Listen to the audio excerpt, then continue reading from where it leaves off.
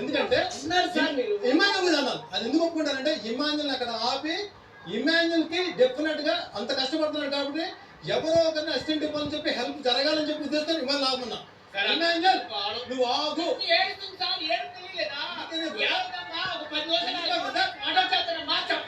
అందుకే బ్రదర్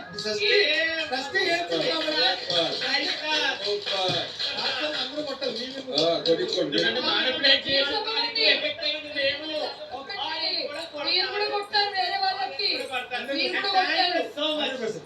కొడతారు. నేను ఇది మాట్లాడి నేను సారీ చెప్పిన తర్వాత ఆ రోజు మీ టీం మెంబర్స్ లో ఒక్కరైనా సారీ చెప్తే సరిపోదు అని ఎవరు అన్నారు?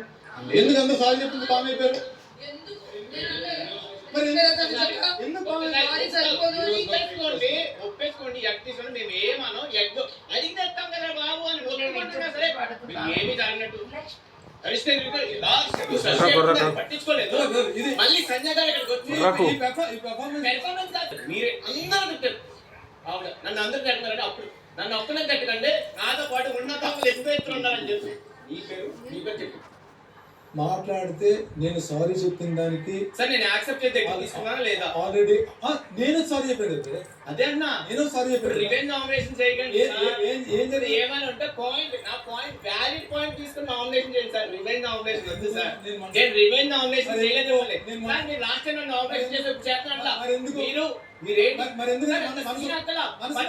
ప్రతిసారి గొడవ జరుగుతున్నప్పుడు ఆగండి ఆగండి అన్నప్పుడు అక్కడ మనసులో ఏం పెట్టుకోను నేను నార్మల్ గా ఉంటాను. ఎందుకన్నా మరి దీని నువ్వు చేసిందే రివెంజ్ నామినేషన్ అన్నా. నేను నామినేట్ చేశానని చెప్పి నువ్వు రివెంజ్ నామినేషన్ చేసావు. నువ్వు ఆ అమ్మాయి తీసుకురాకుండా మీరు నామినేట్ చేయడం నాకు నచ్చలేదు. ఎందుకంటే ఇప్పుడు మన ఇద్దరం ఒకటి ఇప్పుడు ఫ్రూట్ మీకు బర్త్డే చేసాం ఎక్స్ప్లెనేషన్ వద్దంటున్నారు. నా ఒపీనియన్ చెప్తున్నా. మనం ఇన్వాల్వ్ అయినప్పుడు సారీ చెప్పాలి. అది కూడా కలిసి మన ఇద్దరం కలిసే కదా వెళ్ళాం. అక్కడికి ఇద్దరం కలిసి ఏదైనా సరే తప్పు నేను ఉన్నా కదా నీ పక్కన ఉన్నా కదా నాది కూడా మిస్టేక్ అని వెళ్ళి కెమెరా ఉంది ఇద్దరం కలిసి వెళ్ళాం. బట్ మీరు ఎప్పుడు ఎందుకు కలిసి రాలేదు? బయట ఆవిడ అబద్ధం చెప్తున్నారు. మీరు అబద్ధం చెప్తున్నారు. ఆవిడ కూడా అన్నారు సార్ ఎవరు అబద్ధం చెప్తున్నారు సార్ మీ ఇద్దరు ఒకరు లేదని చెప్పినారు. ఇదంతా నేను సారీ చెప్పడం ఎందుకు మాట్లాడలేదు? మీరు మాట్లాడలేదు సార్. సార్ మీ ఇద్దరు ఎవరు నిజం చెప్తున్నారు రికార్డింగ్ లో ఉంది. నేను అన్నాను మీరిద్దరిలో ఎవరు నిజం చెప్తున్నారో చెప్పండి సార్. మీరు ఎవరు చెప్తున్నారు అని అన్నారు. రికార్డింగ్ లో ఉంది చూసుకోండి. I'm ready. ఒకసారి మీ ఈమెయిల్ అంతా టాపిక్ అందరూ కూర్చోబెట్టి మీకు బాబు నా వల్ల ఇలాంటి ప్రాబ్లం జరగదు ఐఎమ్ సారీ చెప్పినప్పుడు ఎందుకు మాట్లాడలేదు? మీరు అప్పుడు అబద్ధం ఆడారు. మీ ఇద్దరు మీ ఇద్దరు ఎవరు నిజమని అడిగాను కూడా. అప్పుడు మీరు చెప్ప వెళ్ళిపోయారు నామినేషన్ దానికి ఎందుకంటావు? వెయిట్ చేద్దాం. అది ఒకటే కాదు ఇంకా పాయింట్స్ ఉన్నాయి. కానీ నేను మంచి పాయింట్ చెప్పాను కాబట్టి నేను తర్వాత ప్రొసీడ్ అవ్వాలి. ఒకటే పాయింట్ చెప్పా పాయింట్ నేను చెప్పలేదు. అదే ఇంకెందుకు అప్పుడు చాలా కదా సార్. ఇప్పుడు ఇద్దరు తప్పు చేసినప్పుడు ఇద్దరు తప్పు ఉండదు. తప్పు కాదు నేను చెప్తేనే చేస్తాను. ఈ పర్ఫార్మెన్స్ ఆడియన్స్ అవసరం లేదు కానీ పాయింటే కావాలి. పాయింటే చెప్తాను. సరే బ్రదర్ నువ్వు రివెంజ్ నామినేట్ నేను అనుకున్నాను. సో ఇక్కడ ఉన్న వాళ్ళు అందరిలో మీరు సార్ ఆడియన్స్ చూస్తున్నారు. Please come. నామినేషన్ చేశారు హ్యాపీగా చేయండి. లాస్ట్ టైం కూడా చేశారు. మీరు సారీ ఫీల్ అయ్యారు. ఫ్యూచర్ కూడా ఫీల్ అవుతారు. ఇప్పుడు ఫీల్ ఎందుకు ఫీల్ అవుతారు?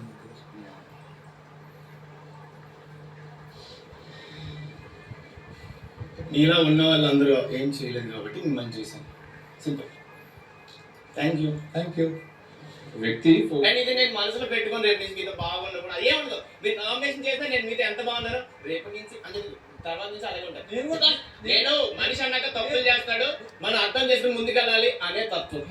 నేను కూడా అలాగే ఉంటాను. ఇప్పుడు ఎందుకు సార్ నువ్వు నామినేషన్ ఏం స్టార్ట్ చేశాను సార్? పాయింట్ ఉంటే మాట్లాడాను సార్.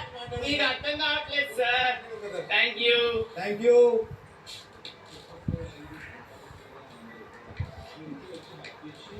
గుడ్ డ్యూటీ అది ఇది అన్నారు. డబుల్ మైండ్ నచ్చట్లేదు. డబుల్ స్టాండర్డ్స్ అన్ని. ఇప్పుడు మీరు నన్ను ఎందుకు చేసేసా? ఈయనేమో సిక్ అన్నారు. ఈయనేమో మీతో బ్రదర్హుడ్ అన్నారు. ఈయనేమో ఇంకా పాయింట్స్ ఏం లేవు. మీకు కనబడలేదు. నాకు రివెంజ్ కనిపించింది కాబట్టి నామినేట్ చేశారు. నేను రివెంజ్ చేయలేదు సార్. అక్కడ ఉన్న వాళ్ళు అయిపోయింది. ఎక్స్ప్లెనేషన్స్ వద్దాం. నన్ను రివెంజ్ అని అడుగుతున్నారు కాబట్టి చెప్తాను. నేను రివెంజ్